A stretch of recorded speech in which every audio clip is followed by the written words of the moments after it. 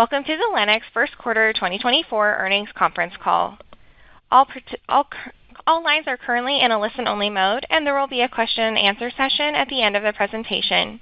You may enter the queue to ask a question by pressing star 1 on your telephone. To exit the queue, please press star 2. As a reminder, this call is being recorded, and I would now like to turn the conference over to Chelsea Pulshin from the Lennox Investor Relations team. Chelsea, please go ahead. Thank you, Savannah. Good morning, and thank you for joining us today. We are excited to share our 2024 first quarter results. Joining me is CEO Alok Maskara and CFO Michael Quenzer. Each will share their prepared remarks before we move into the Q&A session. Turning to slide 2, a reminder that during today's call, we will be making certain forward-looking statements which are subject to numerous risks and uncertainties as outlined on this page. We may also refer to certain non-GAAP financial measures that management considers relevant indicators of underlying business performance. Please refer to our SEC filings available on our Investor Relations website for additional details, including a reconciliation of all GAAP to non-GAAP measures. The earnings release, today's presentation, and the website archive link for today's call are available on our Investor Relations website at investor.lennox.com. Now, please turn to slide 3 as I turn the call over to our CEO, Alok Maskara. Thank you, Chelsea. Good morning. I want to begin by expressing my gratitude to our customers and employees whose loyalty to Lennox helped us deliver strong Q1 results marked by record profit margins. Specifically, I want to extend my appreciation to our dealers, distributors, and key account customers for trusting Lennox to deliver industry-leading HVACR products and solutions across North America. The success of our transformational effort to strengthen our distribution network, elevate customer experience, advance innovative platforms, execute pricing excellence, and drive productivity can be entirely credited to the unwavering support from our employees and customers. This successful quarter further demonstrates our ability to maintain our growth momentum, navigate complex end markets, and effectively prepare for the upcoming low GWP regulatory changes. Now, let's dive into the details of this quarter on slide 3, where I would like to highlight 4 key messages. First, Lennox's core revenue grew 6%, and our adjusted segment margin expanded 157 basis points to 15.9%, resulting in our adjusted earnings per share increasing 23% to $3.47. Our operating cash usage was $23 million, a significant improvement from $79 million usage in the prior year.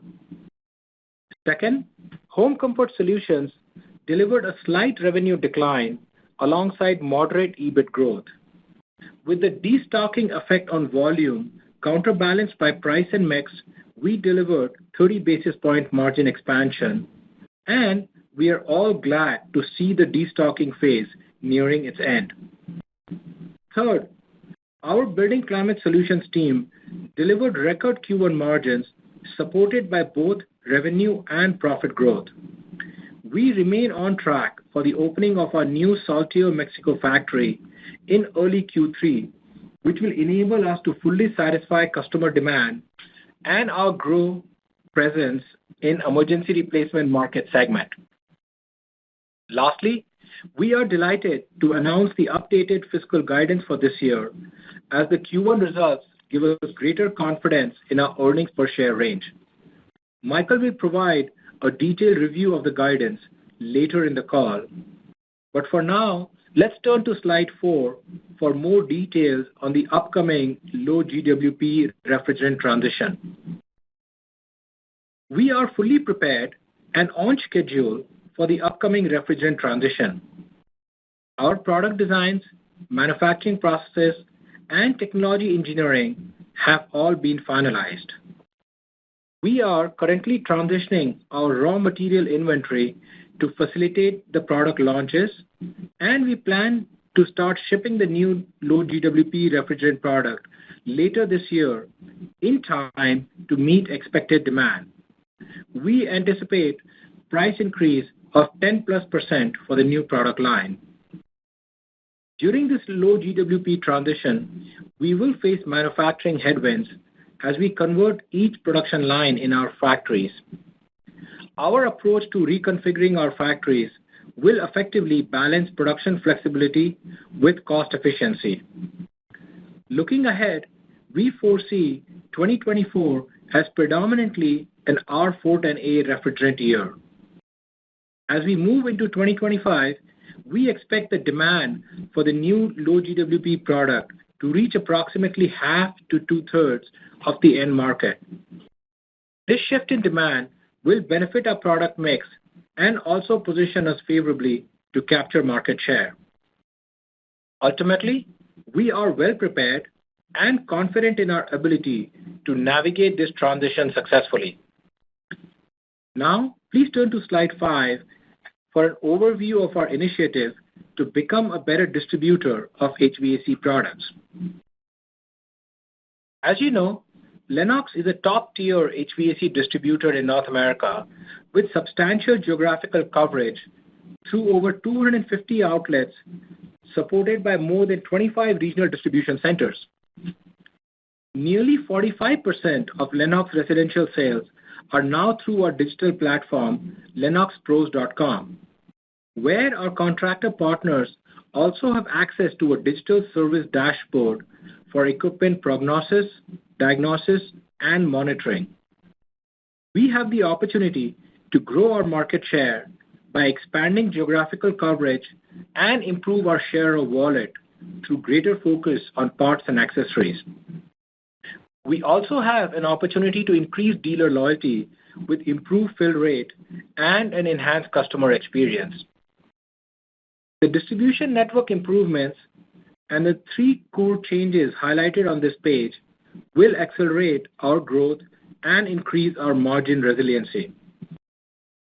First, we have established a decentralized and better aligned organization that is consistent with distribution best practices.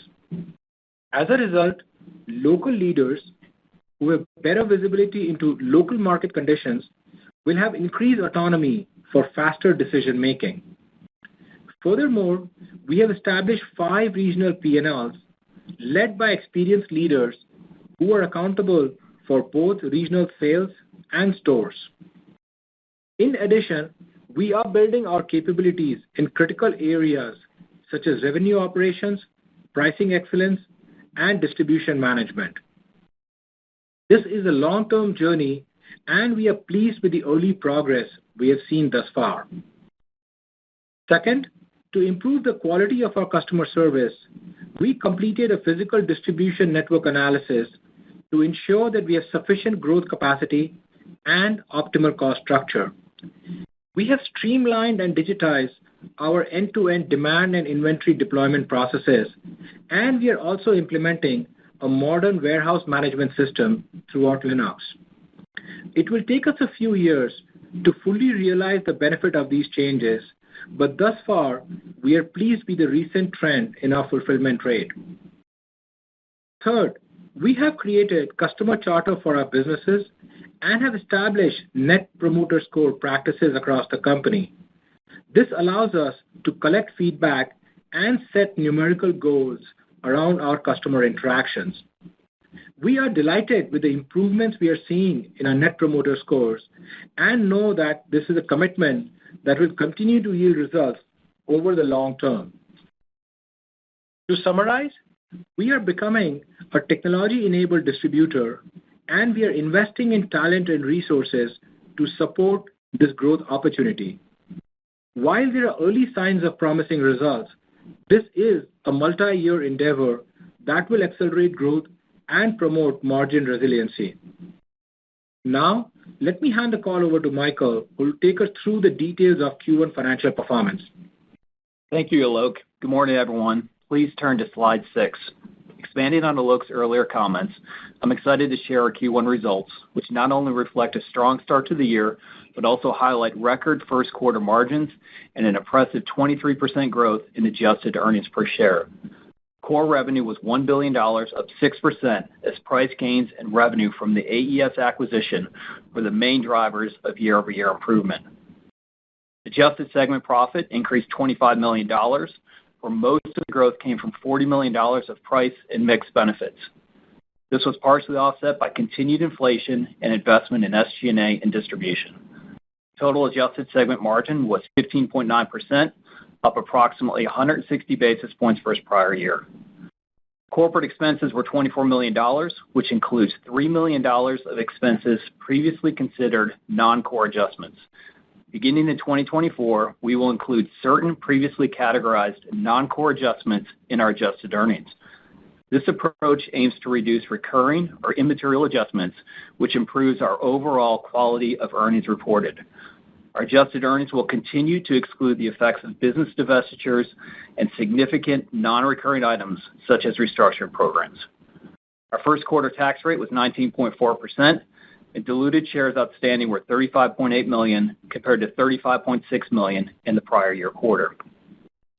Now let's direct our attention to slide 7, where we can review the financial performance of our Home Comfort Solutions segment.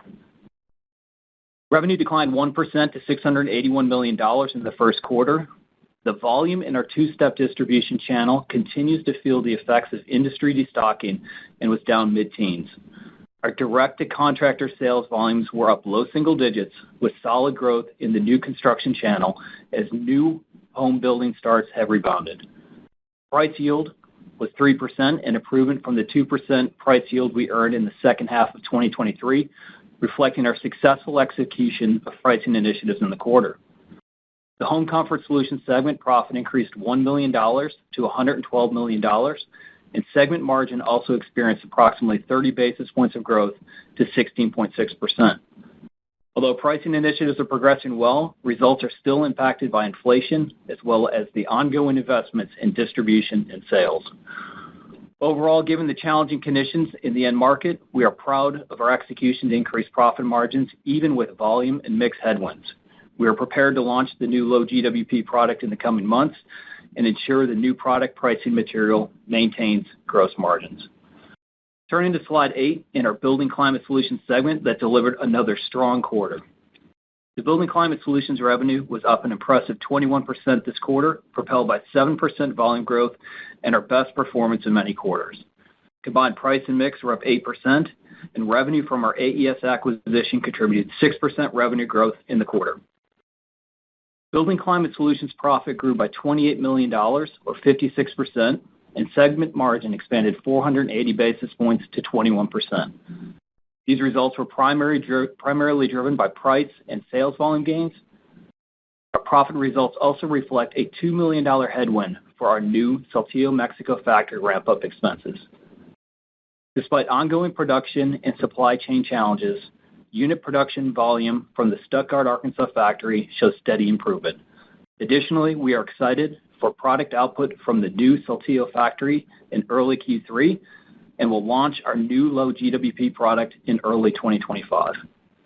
We continue to be impressed by the Building Climate Solutions team's strong efforts in executing initiatives that pave the way for achieving our long-term targets. If you will now turn to slide 9, I will review our cash flow performance and capital deployment strategies. Operating cash flow used in the quarter was $23 million, compared to $79 million in the prior year quarter. Capital expenditures were $30 million for the quarter, a decrease of $5 million compared to the prior year. Later in 2024, we anticipate temporary increases in working capital as we ramp up our new Saltillo, Mexico factory and prepare for the transition to the new low GWP product. Concurrently, the team is focused on improving processes and generating efficiencies in both accounts payable and accounts receivable. Both items are reflected in our full-year free cash flow guidance and long-term cash conversion targets. Our commitment to high ROIC drives strategic and targeted investments that enhance our performance and competitiveness in the marketplace. As previously mentioned, the new Saltillo factory and the transition to the new refrigerant products is proceeding as planned and showing positive progress. We also continue to look at bolt-on M&A opportunities that align closely with our overreaching company strategy. Net debt to adjusted EBITDA was 1.4 times, down from 2.1 times in the prior year. Our approach to capital deployment remains consistent. We prioritize capital expenditure investments with strong returns, grow dividends with earnings, continue to explore M&A opportunities, and supplement with share repurchases when necessary. Additionally, we are committed to maintaining our investment-grade rating. Turning to slide 10, let's review the 2024 full-year guidance. Our outlook on revenue provided during our last conference call remains unchanged as first quarter trends performed as expected. As a reminder, I will reiterate a few revenue guidance points. The table on the left highlights full-year revenue growth factors. Total company revenue is projected to increase by approximately 7%. We also expect stable sales volumes with a slight increase from Building Climate Solutions and flat for Home Comfort Solutions. Price and mix are expected to drive a mid-single-digit revenue growth, where price increases will ensure we remain price-cost positive. As a result of our strong first quarter profit performance, we are also revising our full-year earnings per share guidance to $19 to $20 from the previously guided range of $18.50 to $20. Our free cash flow guidance remains unchanged at $500 to $600 million. Those product and other cost assumptions also remain unchanged. Component cost inflation is anticipated to be up mid-single digits, including large increases in our cost to acquire R410A refrigerant and recent inflation in commodity prices. We expect this cost inflation to be partially offset by material cost reduction programs.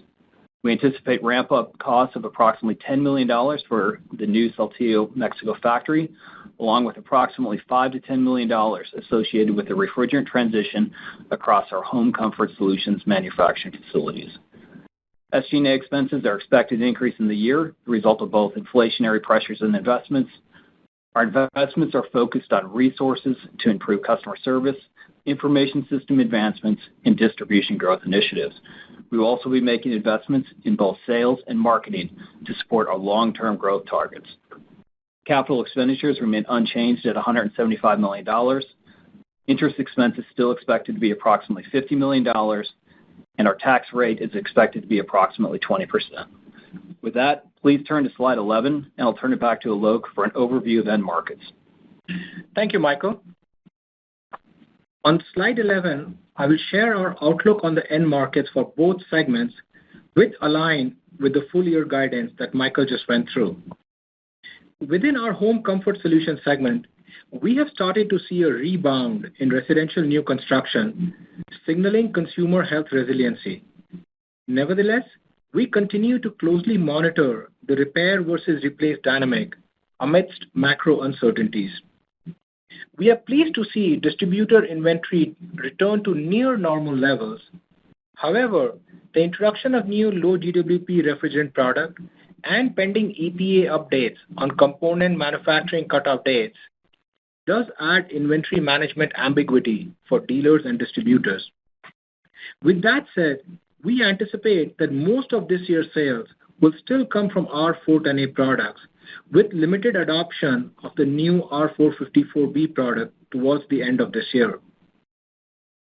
Transitioning to the Building Climate Solutions segment, we expect deceleration in new construction accompanied by potential project delays. However, order rates and backlog remain strong, driven by pent-up replacement demand. Insights from our National Account Services team highlight a significant upcoming need for replacements, as well as increased interest in our new cradle-to-grave services. Our market share prospects in the BCS segment will be driven by volume from the new Saltillo, Mexico factory and our expansion in the emergency replacement market. We are also securing additional wins in national accounts with our new integrated offerings made possible due to the AES acquisition. Overall, our outlook for this year remains cautiously optimistic. Given Lennox's track record of success during regulatory transitions, we anticipate benefit from new product pricing and potential market share gain. We acknowledge that the market remains uncertain, but we are confident in our proactive strategies aimed at driving growth, optimizing margins, and delivering exceptional value to our customers and shareholders. We do this by focusing on controllables and action items that we can drive. Now, please turn to slide 12. As a recap, Lennox operates in growth end markets, has resilient margins, demonstrates execution consistency, and serves its customers through advanced technology and high-performance talent. The 5 reasons we remain confident in Lennox being a great investment opportunity is, first, we will continue to make strategic growth investments to improve our go-to-market effectiveness and support customer demand. Second, margins remain a focus as we continue to evaluate our pricing strategy, implement innovative solutions to increase productivity, and optimize our direct-to-dealer network. Third, by leveraging the Lennox Unified Management System, our teams will be able to streamline processes, leverage best practices, and consistently execute our strategy. Fourth, our continued technological advancement will enable Lennox to remain at the forefront of innovation for our customers. Finally, our team's focus on core values and guiding behaviors is the foundation of a high-performance culture. Our pay-for-performance incentive structure further aligns the talents of our team with the interest of our shareholders. Allow me to wrap up by saying thank you to each of our dedicated employees and valued customers. I'm proud of all that we have been able to accomplish, and I'm looking forward to the promising future that lies ahead of Lennox, as our best days are still ahead of us. Thank you. We'll be happy to take your questions now. Savannah, let's go to Q&A. Of course, and at this time, if you would like to ask a question, please press star 1 on your telephone keypad. You may remove yourself from the queue at any time by pressing star 2. Once again, that is star 1 to ask a question, and we will pause for a moment to allow questions to queue.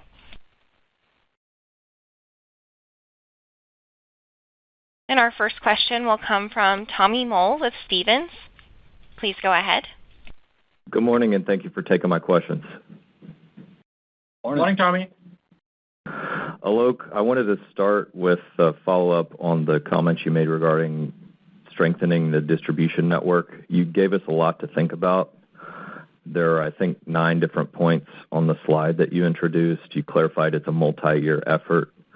So all very helpful context. And my question there is, if you were to focus our attention on this year and where we should look for early signs of progress, where would you focus us, and to what extent can you quantify or frame some of the investments, whether in personnel, technology, or elsewhere behind those efforts? Thank you. Thanks, Tommy. So on the investment side, as you see, our Q1 SG&A is up year over year. And so large part of the investments that we're talking about are already in our numbers, are already in our guidance. Among the, and this is the classic McKinsey training, right? There are 3 buckets of 3, hence you get to 9. But that I blame on my McKinsey background, not anything else. The 2 things I would focus on would be both around our customers in terms of fulfillment rate and our Net Promoter Score, which are both indicators of early indicators of market share gain. And we are seeing solid progress in that. Third thing we'll point out is pricing excellence, which is kind of embedded in there, but you see that in our numbers anyway. The first 2 we don't talk about publicly, but that's what I monitor internally in significant amount of detail, looking at where's our NPS and where's our fulfillment rate. That's helpful. Thank you, Alok.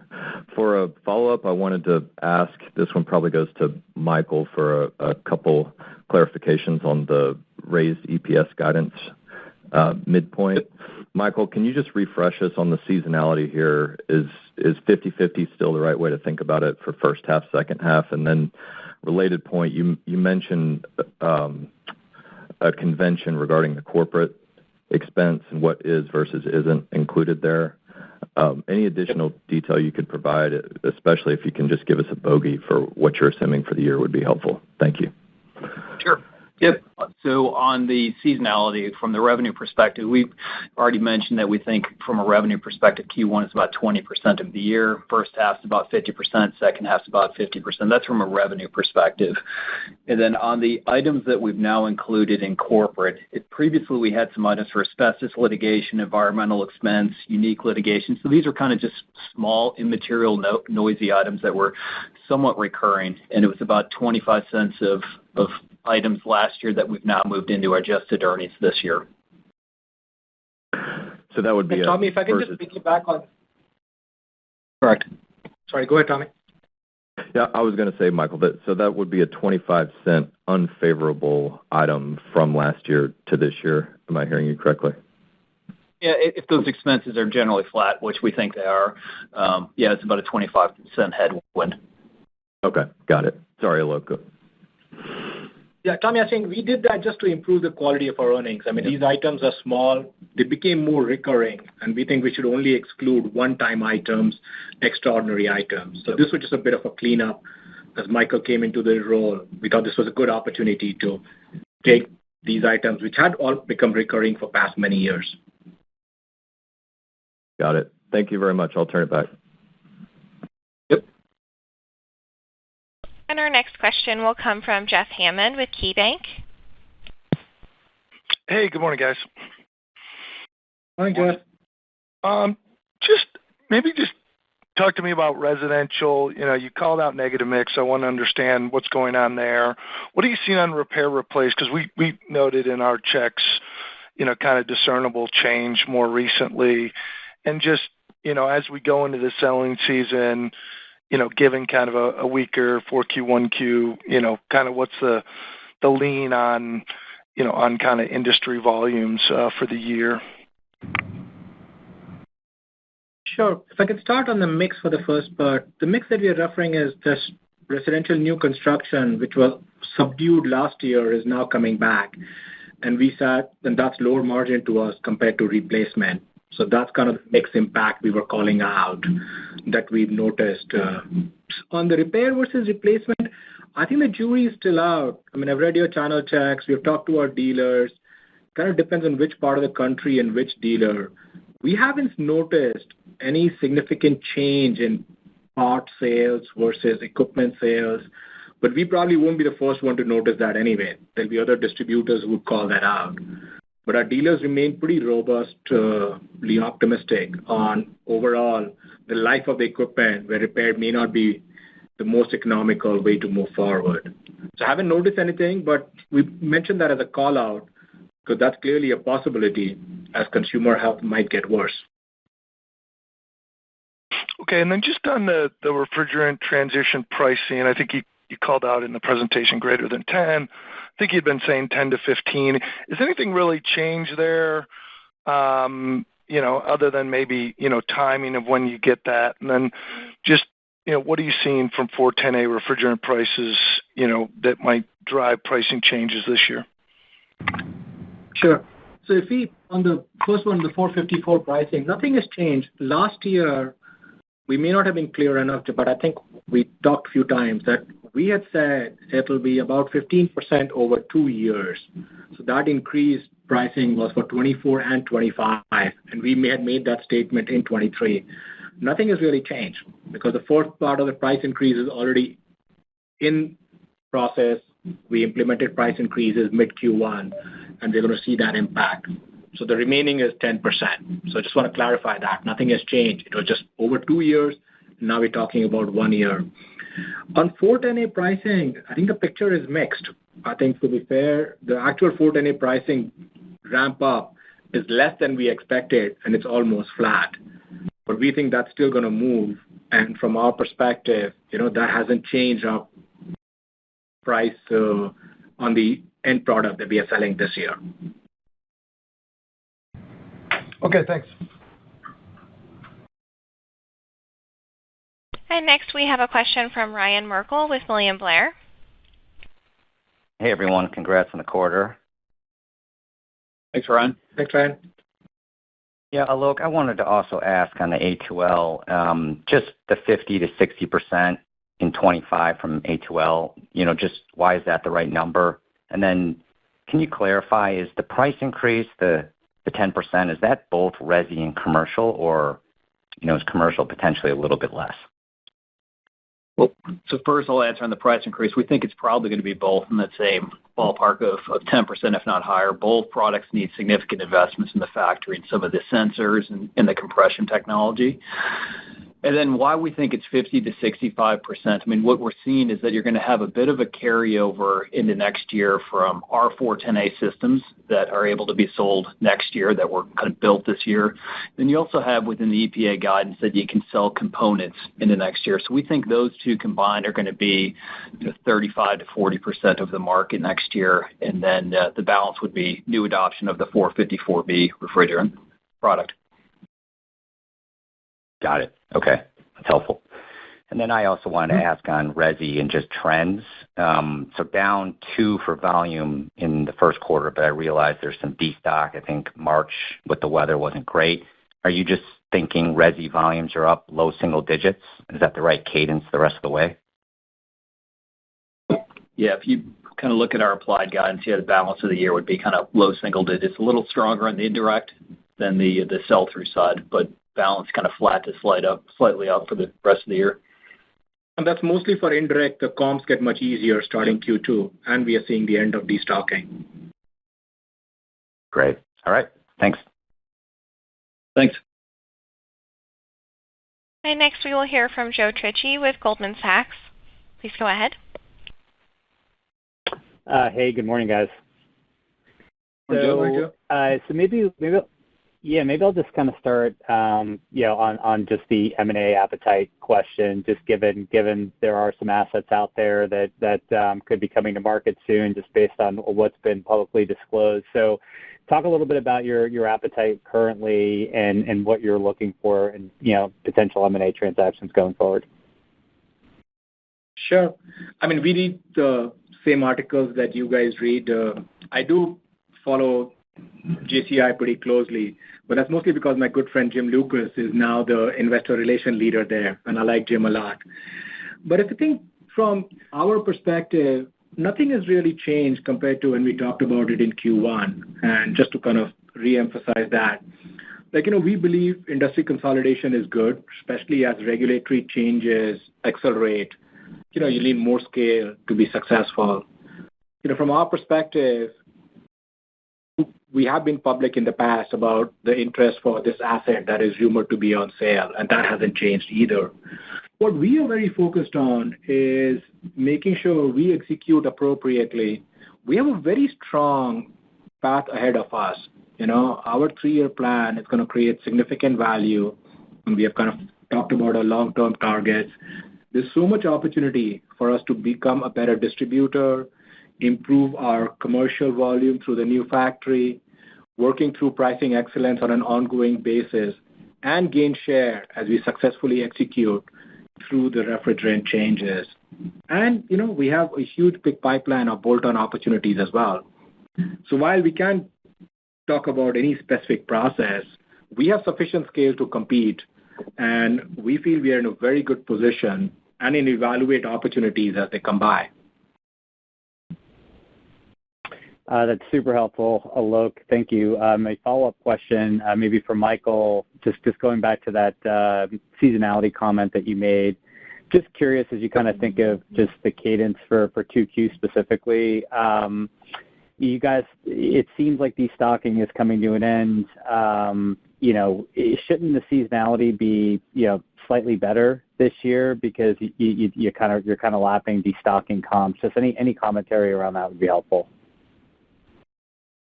Yeah, I think there's still some uncertainty, though, in the end markets on the sell-through. I think we're trying to watch, weather within Q2. It's, cold here in Dallas. We'll see where it goes for the rest of the quarter. So I think there's some, concerns on where weather could go, but I think that 50% of the sales in the first half still seems appropriate. Yeah, and we don't want to call out weather for revenue upside or downside.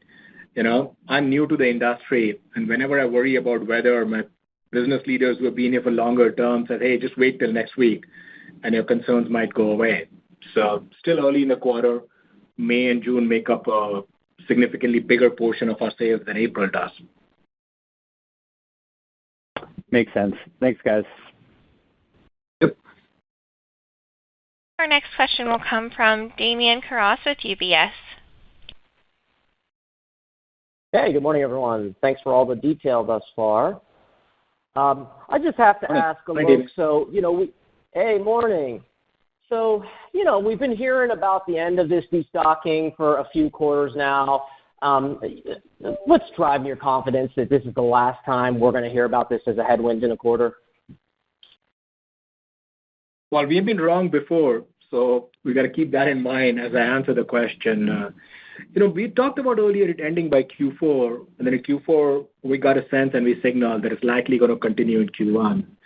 As we look at leading indicators, so things such as coils, we make universal coils, and when we sell those are typically the canary in the coal mine in terms of first to go down and first to go up. So when I look at those product lines that went down first in sales, we see them coming back up, and we had a pretty good march on those product lines. And in addition, conversations with our distributors. So those would be the two data points. But listen, we were wrong before, so maybe we'll be wrong again, but I think this time we have much more data that supports it. Got it. Makes sense. Appreciate that. And then you guys have talked a little bit about, stable, still solid orders in BCS. Could you maybe just give us a sense for what you're seeing, different end markets, maybe national accounts versus emergency replacement, how that's kind of unpacked, and how you're thinking about kind of book-to-bill going forward? Sure. If you think about our presence, remember, we don't do things like office buildings and large multi-story apartment complexes. So from that perspective, our exposure to those areas, which we see were slowing last year and continue to be slow, is limited. We are more in single-story building and in national accounts, whether it be large big boxes of any type and others. The replacement demand is what's kind of exciting, and that's what we are seeing really good momentum on. As a lot of the supply constraints are behind us, lead times are normalizing across the industry, and folks are more willing to put in the investments, especially given the energy and the carbon savings they're going to get out of the new equipment. On emergency replacement, our share has dropped so low that the market trends really don't matter to us. I mean, it's all about share gain, and we are making good progress getting back into our traditional dealers, our traditional accounts, and we'll make a lot more progress in the second half of the year when our second factory gets up and running. So that's kind of behind what we talked about in terms of overall trend. Replacement, which is vast majority of our sales, continues to be strong, and that's driving strong order rates. Thank you. I'll pass it along. Best of luck. Thanks. And our next question will come from Noah Kaye with Oppenheimer. Please go ahead. Good morning. Thanks for taking the questions. Just wanted to unpack a little bit more the price mix outlook for the balance of the year across segments. I guess mathematically implied more of a dollar benefit in the resi segment. It sounds like that is primarily just the price increases, less so than mix, but would appreciate color on that as well as kind of color on the commercial side, what drives price mix for the balance of the year. Sure. Yeah. So within the quarter, we had pretty good price yield at 3%, but that was only a partial yield for some of the price increases that we announced in February and into March. So we're going to see a little bit more carryover and pickup on the pricing side. Also, don't expect the new construction mix to continue like it did in Q1. So we think that will moderate later in the year. And then we'll also start to see some of that carryover benefit from the minimum SEER efficiency products as we get to the second half of this year. Maybe late in the year, a very minor favorable mix for the 454B products, not really much within the guide, but overall it's just continued pricing within HCS. On the BCS guide, it's a similar story where we're lapping some really big price increases that we did last year. So you can see a lot more of that in the first quarter that will then moderate in the later quarters this year as we get some of the price increases that we announced in that segment as well. Perfect. Thanks, Michael. And then really appreciate you guys taking a view on what the mix will look like on the refrigerant side next year.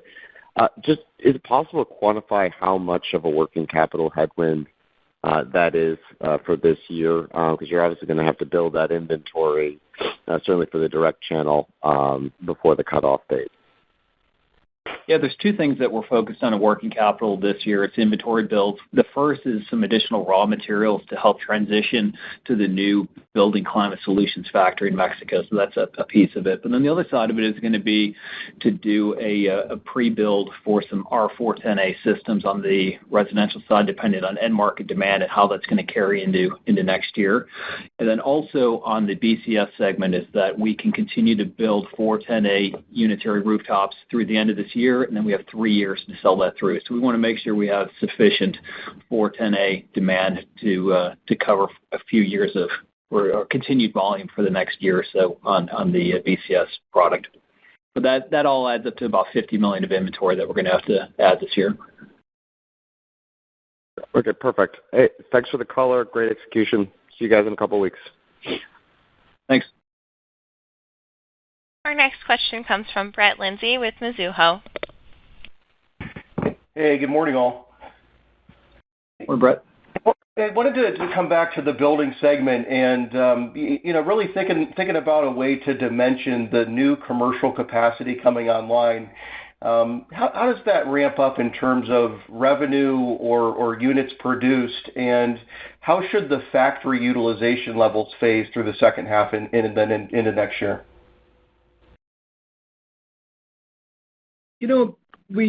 From a units produced, we have internal targets, but we haven't shared that externally, so I don't want to go there. Over the long term, we did talk about that we got enough square footage to double the capacity.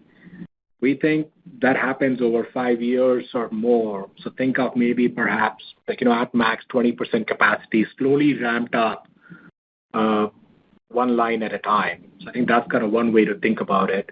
But clearly, we'll be prudent. We'll look at market conditions, and in some cases, we can obviously move and balance production between the existing factory and the new factory. So that's good. One way to look at it. But we haven't put in machines in the ground to double the full capacity. We've got enough space to do that, but we'll put those investments as the demand materializes. Okay, got it. Makes sense. And then just wanted to come back to the forecast on the composition of the new refrigerant products next year. I guess as the old refrigerant supply is reduced, is it reasonable to think the pricing on the legacy units also needs to step up again next year as you're dealing with less supply? Yes, as we always do, we'll come out with a new price increase next year on the 410A systems, and depending where the cost of that gas goes up, which we expect to go up significantly, it could also have a pretty large increase similar to the 454B product. But we're monitoring that, and there will be another price increase on that next year for that 35% of the demand. And also keep in mind there'll be manufacturing inefficiencies associated with manufacturing the older 410A units because the volume's going to go down and the factory's got to be more complex. At higher cost for the 410A that we expect. Got it. Appreciate the color. Great quarter.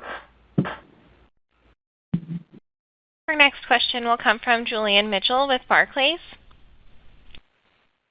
Hi, good morning, and thanks for the effort to improve earnings quality. I think most companies are hell-bent on going in the other direction, so thanks for that. Maybe my first question would be around, the commentary around the sort of second quarter and the first half and so forth. So you've got about $1.5 billion sales, I suppose, or thereabouts dialed in for Q2 based on that 50/50 first half split. When we're thinking about the sort of margin profile, classically you've had sort of 35-40% sequential operating leverage in the second quarter, just with the fixed cost absorption and so forth. I just wondered if that figure would be any different this year, whether because of the Mexico plant ramp up, or the phasing of, say, those A2L headwinds of $5 to $10 million that you call out? Maybe just any sort of color around, how those items play out from here and the sort of second quarter sequential leverage. Yeah, there will be some additional investments they're going to start to make in the second quarter that weren't fully impacted in the first quarter, predominantly around launching the new commercial factory, as well as starting to transition to the new 454B product in HCS. Additionally, we had a bit of a one-time benefit within Q1 for margins for warranty adjustments, so that will also kind of not repeat in the next year or the next quarter. But overall, yeah, there will be some cost increases coming into the second and third quarters that weren't within the first quarter. Got it. Okay, so still sort of decent leverage, but maybe with some offsets this year specifically. Correct. Yeah, some ramp-up costs that we're going to need to transition to get the product ready. Thanks. And then my second question, circling back to the BCS division, certainly the tone, I think, from Alok seems a little bit more cautious on that new construction aspect and project delays, and we see that more broadly in things like the ABI readings. Maybe to sort of, if you could put a finer point, Alok, the project delays aspect, is that just an expectation of what could happen later in the year? Maybe any updated thoughts on the education vertical as that ESSER tailwind sort of starts to expire. And I guess the thrust of the question is really you had 21% revenue growth in that BCS segment in the first quarter. The year's up 10. Is an implied decline at some point just pure conservatism, or is there anything we're really seeing on those project delays or education vertical or something like that? Sure. I guess, Julian, the two biggest factors on that is we like to be conservative, and second, we had fairly easy comps in Q1 compared to where we were last year. On the demand side, I'll start by saying we remain manufacturing or production capacity constrained, not demand constrained. So keep that in mind as I answer all the other different points in here. The new construction and the project push to the right is actually happening right now. Now, that only impacts 15 to 20% of our sales, as about 75-80% of that is our sales are all replacement. So, but we needed to call that out just because it does impact portion of our sales. But today it's not an issue because, again, being supply constrained versus demand constrained continues to hold for us. Education vertical, yeah, it had some benefits last year. We may have less this year, but it's really not a material mover for us, nor was it last year. So it really doesn't impact us. The biggest driver of optimism there is the age of units. The units on the rooftop, whether it's a big box and others, they are way beyond the useful life. Many of them are like 18 years, but the useful life is closer to 14 to 16. That's what drives our optimism about order rates and things going forward. But the delta that you officially asked for at the beginning is easier comps and some conservatism built in because no factory startup goes perfectly, Julian. As you know, factory startups always have some issues here or there. So we just didn't want to get ahead of ourselves. That makes sense. Thank you. Our next question will come from Joe O'Dea with Wells Fargo. Please go ahead.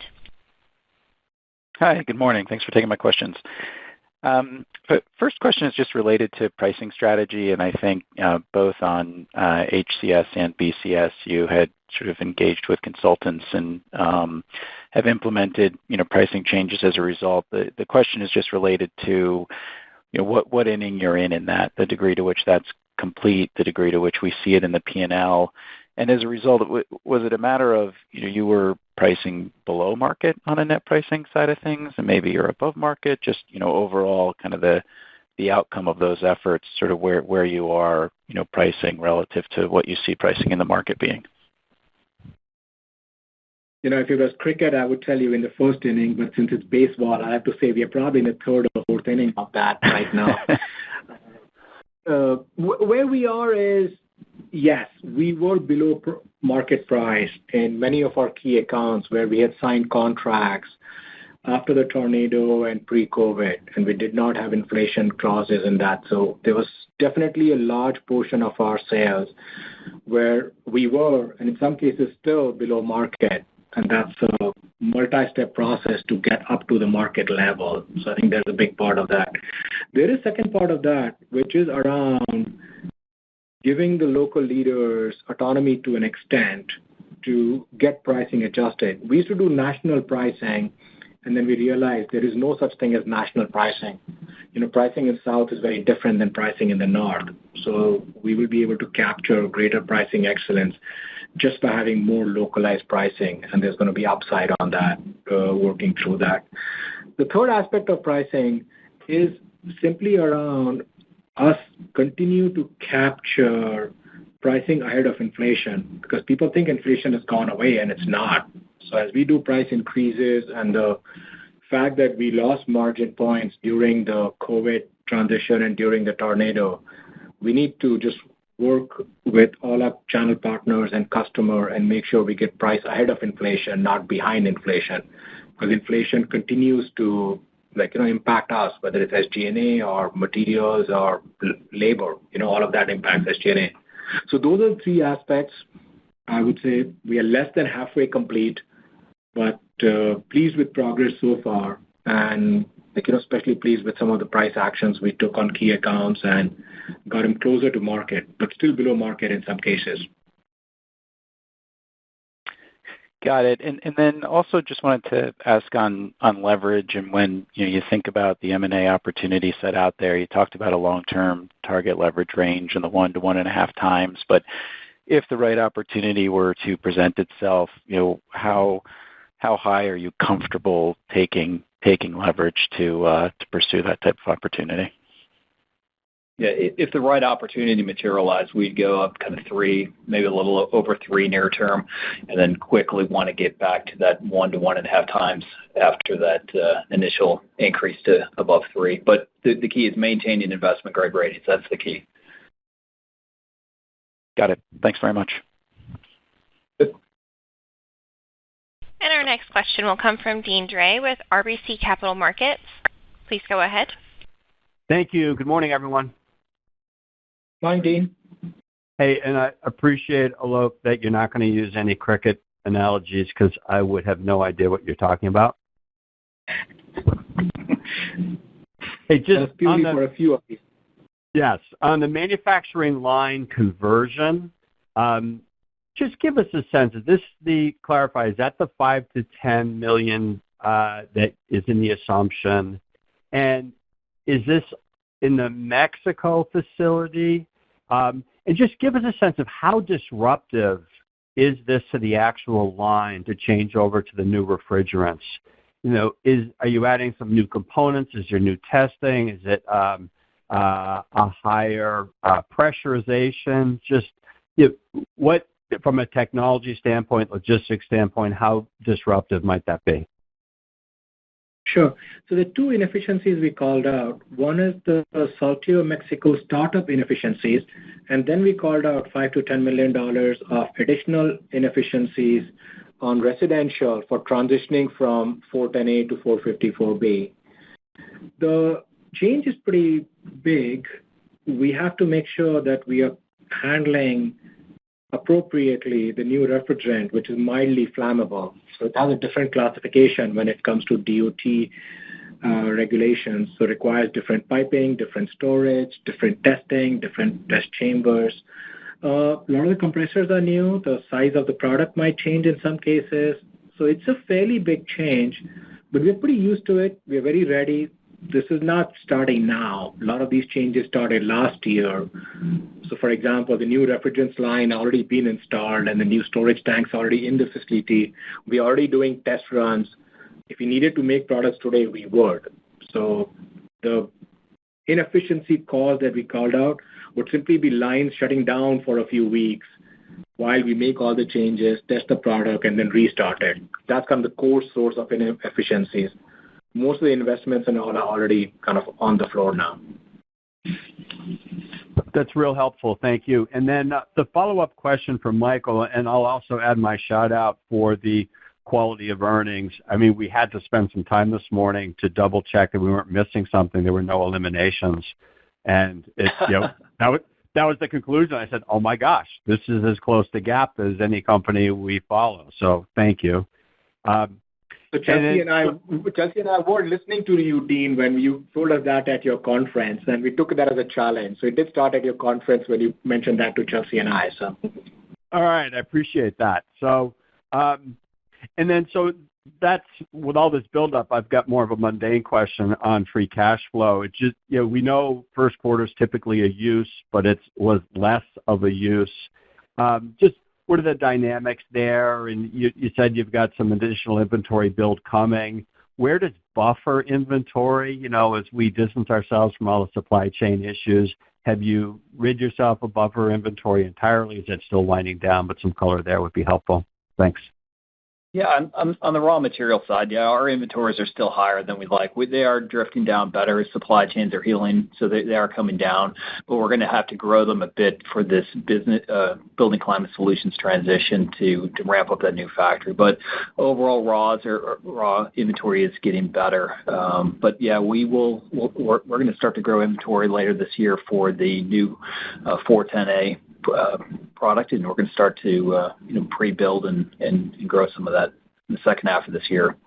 And then another element that we have within the free cash flow guide is that the CapEx is also going to be a little bit higher in the second half of this year than our normal guide. Normally, we have about $110 million of free CapEx. It's about $175 million. You can see that there's going to be more in the second half to complete the ramp up of the factory and get our transition to the new 454B product ready to go.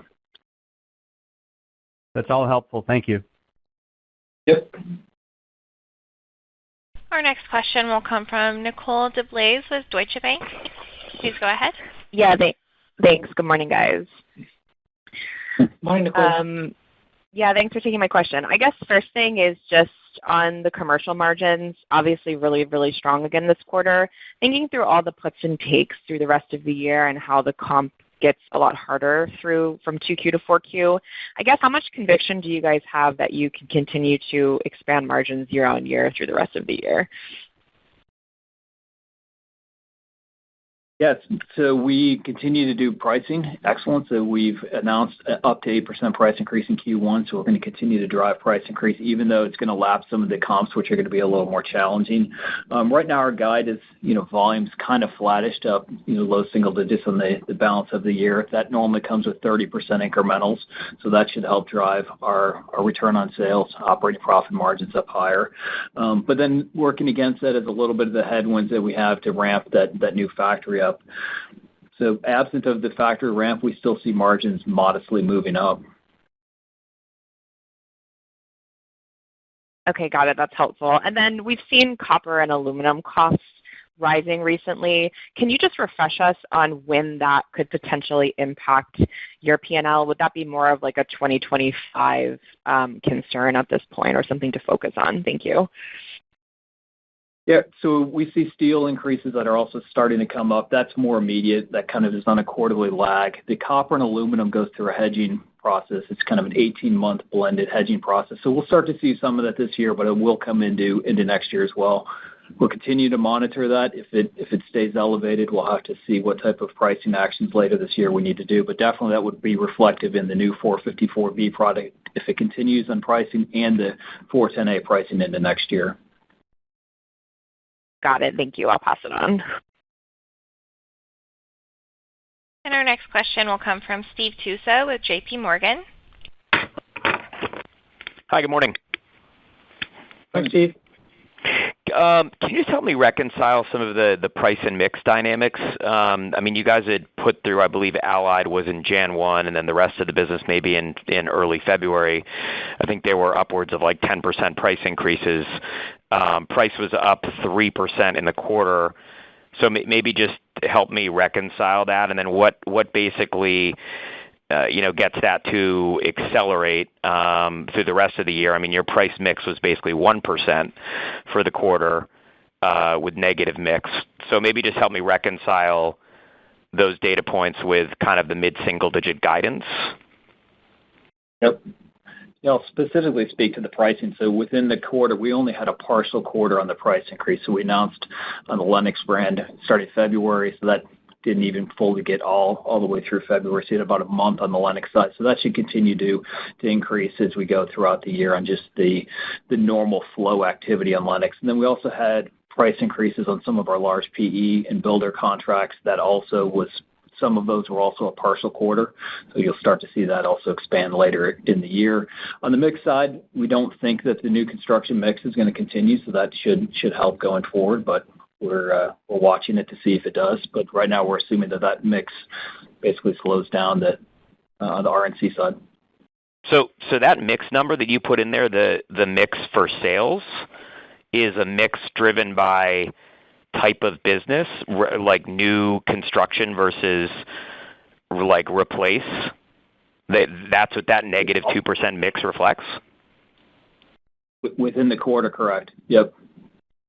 I didn't. Have you guys always accounted for it that way? I thought that was more about, the like the SEER level of the product as opposed to the type of customer you're selling to. Well, if you think within that customer, it is the SEER level of the product. They normally do entry-level type products, so it's kind of a mix of both. Steve, we've always done it the same way.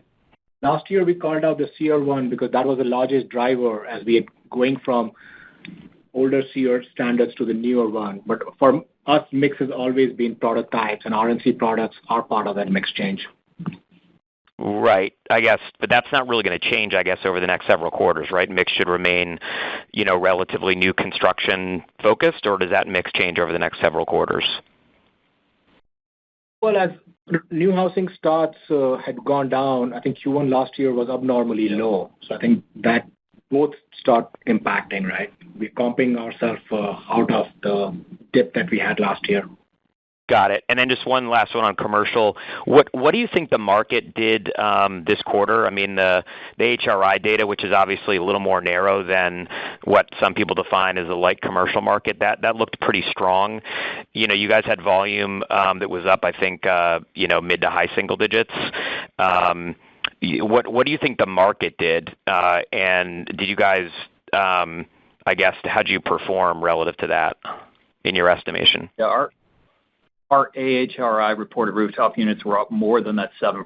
We had some declines in our refrigeration volume within the quarter that were taking down some of the gains. But we think we grew faster than the AHRI on rooftops within the quarter, winning back some share.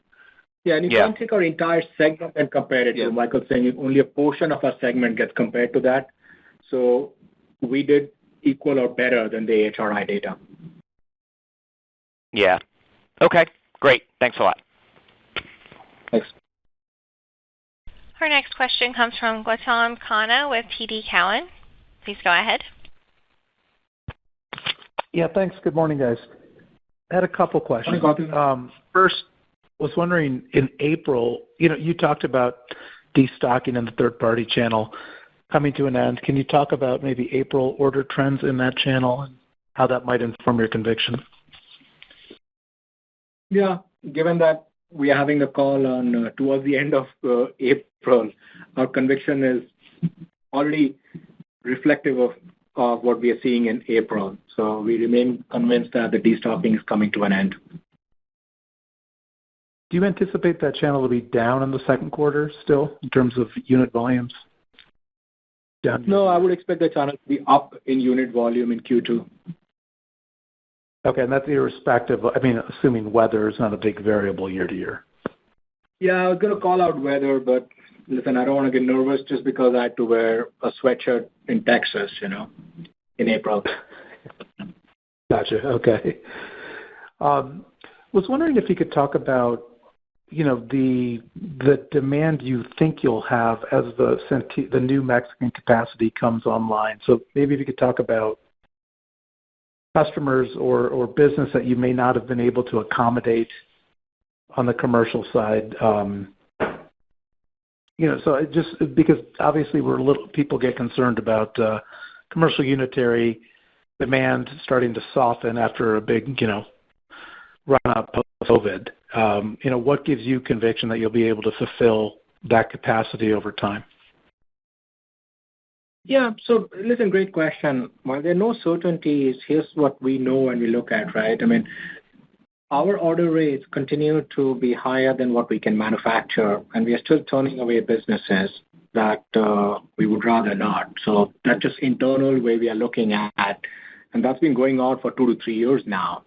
So could it turn suddenly tomorrow? It might, but that's one. Second, we have made significant investments in preparing our sales team to go out and start adding, in some cases, adding back contractors whom we had lost and working towards emergency replacement.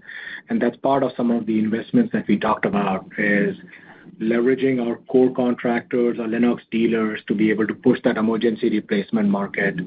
And finally, it's the key accounts and the conversations that we are having with them, especially when it comes to 454B products, because some of them had delayed replacement and want to do replacement with 454B products because they know that that refrigerant will be around longer and will be lower global warming potential rated. So they get some carbon credits for that as well. So it's multiple factors in there. Goes down to our current rates, investments we have made in drumming up extra demand, and lots of conversations with our key accounts to pull that forward. But at the same time, I mean, our current factory is running kind of over capacity. So in case, the demand fully doesn't come through, we got lots of flexibility in where we produce and what we produce. And that flexibility is also super exciting to us and baked into our numbers going forward. That's helpful. And last one for me. On the JCI assets for sale, you guys have expressed an interest in the York Resi unitary stuff.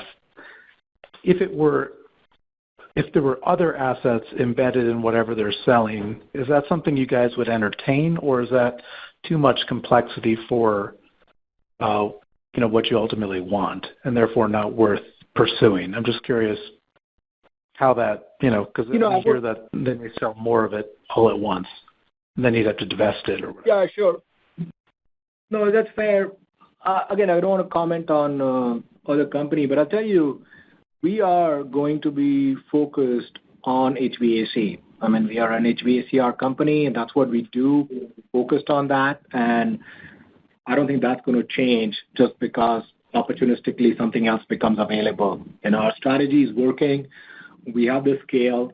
We see a strong pathway ahead for us, just doing execution on our current business set. But no, we'll remain very focused. And that's North American HVAC, just to be clear, correct? No, I would say we are looking at North American HVAC as being the primary market. We do a lot of exports as well. And the heat pump technology that we use, we do get from overseas, as you know. We already have hundreds of millions of sales in that. So, okay, thank you. Appreciate it, guys. Thanks. And thank you for joining us today. With no further questions, this will conclude the Lennox 2024 first quarter conference call. You may disconnect your lines at this time.